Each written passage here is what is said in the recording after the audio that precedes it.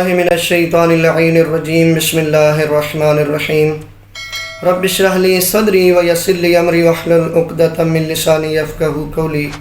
ناظرین محترم السلام علیکم ورحمۃ اللہ وبرکاتہ۔ ناظرین محترم، آج ہم آپ کو 7 ماہ رمضان کی رات کی ایک نماز بتانے جا رہے ہیں۔ یہ کل 4 رکعت نماز ہے جو 2 کر کے آپ نے پڑھنی ہے۔ طریقہ سیم ہے جو آپ کو بتاتے ہیں۔ نماز پڑھتا ہوں 2 رکعت قربتاً الی اللہ۔ تکبیرۃ الاحرام کہنے کے بعد آپ الحمد پڑھیں گے۔ الحمد پڑھنے کے بعد اس نماز میں آپ نے 13 مرتبہ سورہ قدر پڑھنی ہے۔ سورہ قدر آپ نے 13 مرتبہ پہلی رکعت میں بھی پڑھنی ہے، دوسری رکعت میں بھی پڑھنی ہے۔ تشہد اور سلام پڑھ کے نماز ختم کریں گے۔